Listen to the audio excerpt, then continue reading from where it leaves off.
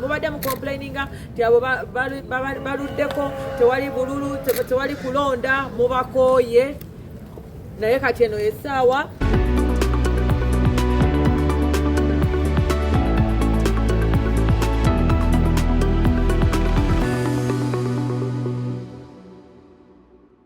mwenna mujebaleko mwebale tuwagira luli ne kati era tubakoola kuddamu okutuwagira ng'enteekateeka we ziriwo ez'obululu obubindabindo obugenda okubeerawo oluvannyuma lw'akakiiko akateekerateekera ebyokulonda ngambe ak'eggwanga lyonna okuvaayo ne kanja ensonga eno ekwasaganya okulonda ba local council baffe abawansi. Mubadde mu complaininga ti abo baluddeko tewali bululu tewali kulonda mubakooye naye kati eno essaawa tugende tulonde chairman waffe ow'okukyalo yatandikibwako ebizibu byaffe nabwe ekityo tubakoola mwenna bannayuganda mwenna okubeera nti nno twettanira okugenda ne twetaba mu kulonda okwo. Akalulu akagenda obeerawo aka LC1 tulina n'aka LC2 tulina n'aka women council kati aka women council bakakyusa luli ne bakongezaayo bazze bakongezaayo kati ku luno bayisiza ssente z'okulondesa akalulu ako ak'abakyala nabwe ekityo ng'ennaku z'omwezi 28 July tugenda kubeera tulonda aba LC1 then tulonde n'aba LC2 aba LC2 bansonga nnyo kubanga tulinawo parish development model yaffe kati eriiso wooliteeka nga wafu kitegeeza kigenda kukosa abaparishi baffe so mulabire eddala temubeera diverted. Fenga office of the national chairperson mu gazeeti yaffe mukama yatusaasira ne tuweza abantu abeesimbyewo mu ggwanga lyonna 3,169 betugenda okusimbawo nga ba flag bearer abayitidde ku office of the national chairman ng'ate bagwa under NRM party. Kitegeeza mwenna gye muli bannaye tubakoowodde ab'Ebuganda ab'Ebunyolo ab'Ebugisu ab'Ekyaggwe ab'Ekaramojja ab'Renzori ab'Amwankole ab'Ebushenyi ab'Empigi Buganda mwenna ab'Aluwa ab'Ekaramojja mwenna tubakoowodde nga tubasaba mwenna nga wetwabayisaawo luli ku LC1 nga tuli mu kakunguuta ne kati yessaawa tukakunge okukakasa nti nno ki abantu bajja babasimbe mugongo nti mufuna ki support eyo muyitemu ate tetwagala kugwa kuba ffe tetugwanga ko tubadde bawanguzi so bannayuganda wotagenda kulonda muntu wo wa wansi chairman gwali yateeka omukono ku ndagaano z'ettaka lyo lyogenda okula chairman yakola okunoonyereza okusooka okwa wansi okw'okukyalo kati bano ababagamba munno tekajja kuba kabwenkanya akalulu kagenda kuba kammwe tekali mu bubbi tekali mu kubuzaabuza tebababuzaabuza mu nkola ya demokrasiya twetaaga omukulembeze alondeddwa mu abantu kati we mutaaketabeemu ani anaakeetabamu ng'ennaku z'omwezi 23 aye tugende ka women council aka women council kava okuva wansi paka waggulu ku national tulonda omukyalo oyo tetwagala kulonda abakyala bannakigwanyizi abakyala bannaggwano abanaatuuka nga bagenda kukwata sente zammwe bazirye ng'abakyala abakyala tulina ebizibu bingi twetaaga omukazi enjasabiggu agenda okuyimirirawo ku lw'abakyala n'eŋŋumi agikube tetwagala bano abakyala abeekwatakwata bebayisamu we bati nti ate gundi ajja kundaba batya ate ntya ngenda kugwa sayidi eno nsonga yaffe ng'abakyala dembe yaffe ng'abakyala abakyala mukaaba nnyo muli basingo mothers simanya muli baki temufiiriddwako kati essaawa yammwe dembe lyammwe okulonda omukyala gwe mulaba nti oyo asaanidde anaateekerateekera owa LC1 atuukawo ate era n'owaabakyalawo mukoweeyo ojja kuba osobola omutuukirira akole ki akuyambe mu nsonga zo so mbakubiriza era mbakuutira guno omwezi gwe tulimu ogwa Julaayi ogwa Ssewamala gwakumala nsonga n'aka LC1 tukamale kyabakunga mwenna abali ku NRM party NRM ticket naddala abayitira kufa aba ONC emitwalo gyaffe 3 egyo mu 10 mu 6 mu 29 twagala okulaba nga mwenna muyiseemu era tujja ku ground nga office of the national chairman secretariat egenda kukola ekyo kyalina okukolebwawo bateekereteekere ne wali Dr. Honorable Todong SG agenda teekera ku rapate fe twogedde kubanga tulina ba candidates abayitira ku office of the national chairman ndulinga bayitamu abamu abavubuka abaffe n'abalala abaliininga naye ng'era beesimye ku tiketi ya NRM era ebifo ebinaaba tebiriimu bantu ebitalimu bantu era akakiiko ka NRM mubeere bulungi mwekuume mubeere balamu tebabaguzaaguza buntuntu chairman woyo omuntu asookerako okulwanirira eddembe lyo n'emirembe lyo awo ne tusooka tudda mu bakulembeze abalala bw'okola era ojja kuba otomeza famire yo mwebale nnyo mwebalire. We are it again. We have an election of LC1, LC2, and the women councillors. Women councils, okay, and women councils. These people, we need them from our behalf. So I call upon all Ugandans, for purposes of sanity, fighting impunity, kindly participate, take part, be part of the work. We can't walk the walk minus you people in your particular village. You have to come on board and support your LC1 chairman, the one of your choice, not the one who is enforced on you. By ensuring that this comes to reality, you have to parade behind your beloved chairperson, whoever you feel comfort for, or you feel like this person will feel empathy for you or will fight for a good cause of your particular village. As Office of the National Chairman, we are speaking because we have the mandate to speak just because of our dear elected local councils, those are the ones we happen to say. And the Secretariat is manning this whole entire thing, headed by the Secretary General, Honorable Todong. Then, for those particular areas that are still vacant, they are going to be refilled in by the NRM Electoral Commission, headed by Dr. Tango Doi. Then, we formulate a team, a winning team, that is going to compete with other stakeholders, either independent or opposition. So we can't achieve this alone minus you people. That's why I call upon all these other councils, the already existing councils, to come on board. We mobilize for our flag bearers, LC1 flag bearers, LC2 flag bearers. We have also the women councils. To the national, we are the ones suffering, so we have to come on board and fight for a good cause that is going to help all the women in this country achieve what we have not achieved before. By fighting for our rights, meaning we are supposed to elect one that is worth, one that feels empathy for the women. We have women, we go in to elect when this time round, you have to come on board and support that particular woman who is going to try for another woman. Not talking about this, the ones of FC, the ones that have to feel pride just because they are leaders. As women of this nation, kindly this time around, let us not many, let us vote right for that particular woman who is going to avail us or lobby for us or ensure that our priority needs as women are met. To all our villagers, kindly I call you to come on 26th July this month to participate. Come and be part of the witnesses. Witness your win, witness your chairman, witness the election, and witness your victory. Thank you so much.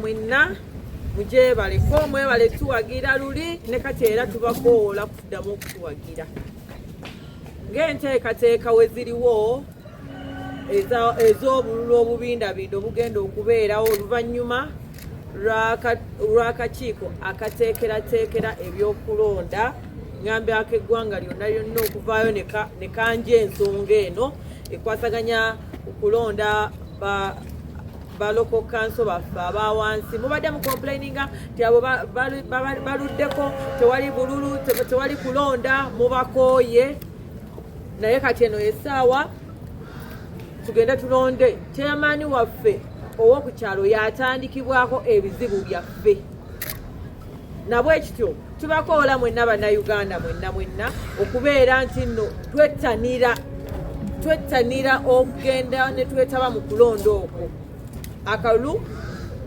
akagenda obeerawo aka LC1 tulina n'aka LC2 tulina n'aka Women Council kati aka Women Council bakakyusa luli ne bakongezaayo bazze bakongezaayo kati ku luno bayisiza ssente z'okulondesa akalulu ako ak'abakyala nabwe kityo ng'ennaku z'omwezi 28 July tugenda kubeera tulonda aba LC1 then tulonde n'aba LC2 aba LC2 bansonga nnyo kubanga tulinawo parish development model yaffe kati eriiso wooliteeka nga wafu kitegeeza kigenda kukosa abaparishi baffe so mulabire ddala temubeera diverted ffe nga office of the national chairperson mu gazeeti yaffe mukama yatusaasira ne tuweza abantu abeesimbyewo mu ggwanga lyonna 3,169 betugenda okusimbawo nga ba flag bearers abayitidde ku office of the national chairman ng'ate bagwa under NRM party kitegeeza mwenna gye muli bannaye tubakoowodde ab'Ebuganda ab'Ebunyolo ab'Ebugisu ab'Ekyaggwe ab'Ekaramojja abarenzori abamwankole ab'Ebushenyi ab'Empigi Buganda mwenna ab'Aluwa ab'Ekaramoja mwenna tubakoowodde nga tubasaba mwenna nga wetwabayisaawo luli ku LC1 nga tuli mu kakunguuta ne kati yessaawa tukakunge okukakasa nti nno ki abantu bajja babasimbe mugongo nti mufuna ki sapooti eyo muyitemu ate tetwagala kugwa kuba ffe tetugwanga ko tubadde bawanguzi so bannayuganda wotagenda kulonda muntu wo wa wansi chairman gwali yateeka omukono ku ndagaano z'ettaka lyo lyogenda okula chairman yakola okunoonyereza okusooka okwa wansi okw'okukyalo kati bano ababagamba munno tekajja kuba kabwenkanya akalulu kagenda kuba kammwe tekaliimu bubbi tekaliimu kubuzaabuza tebababuzaabuza mu nkola eya demokrasiya twetaaga omukulembeze alondeddwa mu abantu kati we mutaaketabeemu ani anaaketabamu ng'ennaku z'omwezi 23 aye tugende ka Women Council aka Women Council kava okuva wansi paka waggulu ku national tulonde omukyala oyo tetwagala kulonda abakyala bannakigwanyizi abakyala bannaggwano abanaatuuka nga bagenda kukwata sente zammwe bazirye nga abakyala tulina ebizibu bingi twetaaga omukazi enjasabiggu agenda okuyimirirawo ku lw'abakyala n'eŋŋumi agikube tetwagala bano abakyala abeekwatakwata bebayisamu we bati nti atya gundi ajja kundaba batya ate ntya ngenda kugwa sayidi eno nsonga yaffe ng'abakyala dembe yaffe ng'abakyala mukaaba nnyo muli basingle mothers simanya muli baki temufiiriddwako kati essaawa yammwe dembe lyammwe okulonda omukyala gwe mulaba nti oyo asaanidde anaateekerateekera owa LC1 atuukawo ate era n'owaabakyalawo mukoweeyo ojja kuba osobola omutuukirira akole ki akuyambe mu nsonga zo so mbakubiriza era mbakuutira guno omwezi gwe tulimu ogwa Julaayi ogwa Ssewamala gwakumala nsonga n'aka LC1 tukamale kyabakunga mwenna abali ku NRM party NRM ticket naddala ddala abayitira kufa aba ONC emitwalo gyaffe 3,629 twagala okulaba nga mwenna muyiseemu era tujja ku ground nga office of the national chairman secretariat egenda kukola ekyo kyalina okukolebwawo bateekereteekere ne wali Dr. Honorable Todong SG agenda teekerateekera ku rapate ffe twogedde kubanga tulina ba candidates abayitira ku office of the national chairman nduli nga bayitamu abamu abavubuka abaffe n'abalala abaliininga naye ng'era beesimyewo ku tiketi ya NRM era ebifo ebinaaba tebiriimu bantu ebitalimu bantu era akakiiko ka NRM mubeere bulungi mwekuume mubeere balamu tebabaguzaaguza buntuntu chairman we omuntu asookerako okulwanirira eddembe lyo n'emirembe lyo awo ne tusooka tudda mu bakulembeze abalala bw'okola era ojja kuba otomeza famire yo mwebale nnyo mwebalire. We are it again. We have an election of LC1, LC2, and the women's councillors. Women councils, okay, and women councils. These people, we need them from our we have. So I call upon all Ugandans, for purposes of sanity, fighting impunity, kindly participate, take part, be part of the work. We can't walk the walk minus you people in your particular village. You have to come on board and support your LC1 chairman, the one of your choice, not the one who is enforced on you. By ensuring that this comes to reality, you have to parade behind your beloved chairperson, whoever you feel comfort for, or you feel like this person will feel empathy for you or will fight for a good cause of your particular village. As Office of the National Chairman, we are speaking because we have the mandate to speak just because of our dear elected local councils,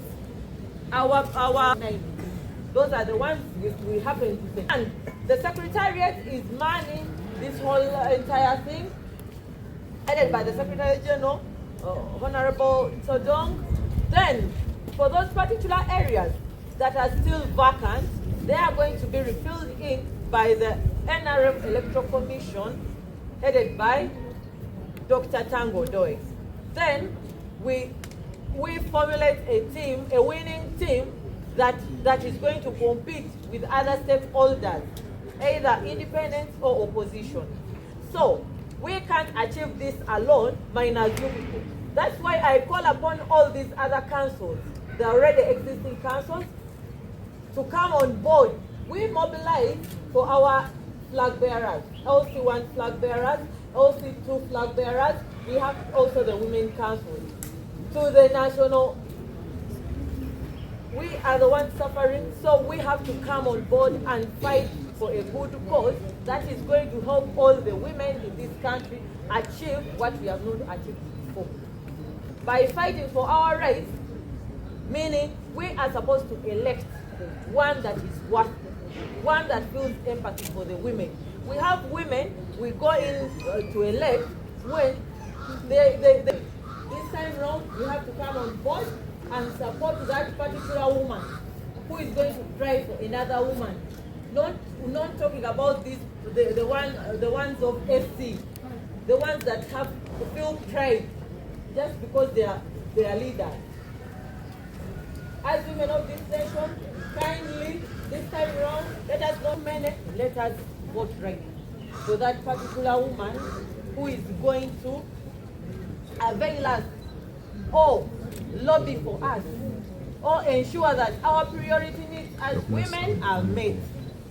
To all our villagers, kindly I call you to come on 26th July this month to participate. Come and be part of the witnesses. Witness your win, witness your chairman, witness the election, and witness your victory. Thank you so much. Bannayuganda ffenna tubeera nga tuli balamu, akalwadde k'ensiri kaleme kutufuukira kizibu, tukalwanyisize wamu. So nabwe kityo buli awulira nti olwala omusujja okujja nga gwe togulwalangako, naye mwenna oba manyi nti olwala omusujja jangu otegateko olunaku z'omwezi nga 26 nga tukola ki, nga tusimbula ali ku paliamenti keeti ya 2.5 eyo tulinayo abasajja abagagga, abantu abagagga ennyo, private sector, government institutions, mwenna ministry ate sente zijja bazifulumye ez'embalirira eya kwooti eno. Mutuyambeko, mukwasizeeko abantu, twasaganyize wamu okulaba nti tulwanyisa akalwadde ako, kuba kati kaliko maamawo taatawo oba gwe kennyini, ffenna katulumira wamu tusobole okukuŋŋaanya eddagala, obutimba n'ebyo byonna ebigenda okuyambisibwa nga tukwasizaako gavumenti okulaba nti tulwanyisa namutta. Tetwogera ku siriimu naye twogera ku musujja gwa ate naawe wa siriimu osobola okujja n'otwegetawo kubanga eri symptom esooka ng'olina siriimu. Kindly come be part of us. A kit is at 25,000. We are setting off from Parliament, the Parliament of the Republic of Uganda, to walk the talk. To walk the talk. Let us move the talk by fighting the talk of malaria. We prevent it together. We are in this together. So all of you Ugandans can be part of us. On 26th morning hours, we go to Parliament. We set off. A kit is at 25,000. Hope no one will fail us, because this is for one particular cause, for the good of this nation, for the good of our families, and for the good of all Ugandans. Come one, come all. We are all going to be there. Come be part of us. Thank you.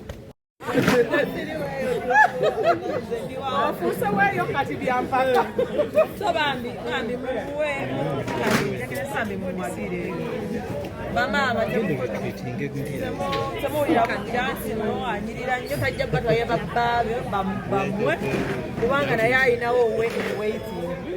Abalimi b'emasaka baloma abo abakazi abalima entula mbadde manyi nti tebambala pampu.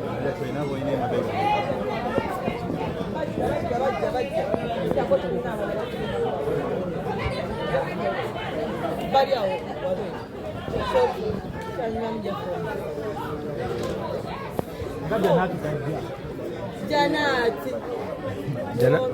Janati ayinza okuba yanobye nga bali mumuzzaabuzza. Papa nagamba nina okulunda mulanga. Sikutegeera. Noonya. Emyaka gigenda buli okuyitawo mba neeyongerako. Kolako mabanzigyoma. Omwana ono ow'obulenzi ajja kugamba musajja mukulu biki ye tukimanyi mukulu. Esi yazaala abe wammwe. Naye nga tubakoola bambi okulaba nti nno mubeerawo olunaku lw'omwezi 1st August. Mujiyita batya? Coronation concert. Serena mujje bambi muwagire. Bannayuganda tugenda abaana bamaze okuwumula aba university oba bagenda bakyali. Mwenna mujje tubeerewo tumuwagire mu coronation concert ye ayinza oba nga yekamudaka ye kubanga yali yagwa kati tumulyangeko. Nawo kabadde keetaagisa. Kabaka mpozi bagabata mu Uganda. Kabaka abakingi yali akyawasanga akyazaala kati yamaze kati akomyewo mu coronation alina yakalala bakayita batya Najera Najera waliye balinayo obupyaka byabungi ng'era womanyi nti music si mulimu gw'amaanyi guli awo nti gwogenda obeerako ng'olyako paka okola music nga wokolayo n'ebirala. So oli we yeewummuzaamu n'akolako kati asazeewo akomewo. So bambi babebi beautiful, bajude, handsome, pretties. Abaana abalina ebintu, abaana abawulira nga bagamba kwata oyagala nyweza, abagala okunyweza, abatayagala kuddayo Najera bebasiba embuto ne mugamba temuddayo Najera era tubayita ate abagamba kanyo tweyanze tukulaba nti okubaawo konsati nga lumu August Museveni era tubayita mwenna okubaawo mujje munyumirwe endongo empya n'enkadde eya King Mike tweyanza nnyo waja akuwadde n'ekyana akajja kiki kino kinyweze kikwate mu kiwala kikwateko tuwulira bwe kigonda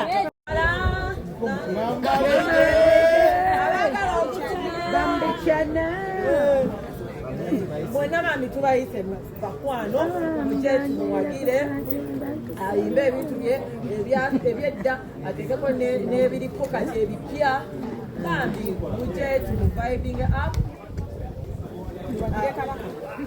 the king himself in the coronation on 1st August. Era ffe tujja kubeerawo, we shall be there, we shall support the value of this nation, we shall go and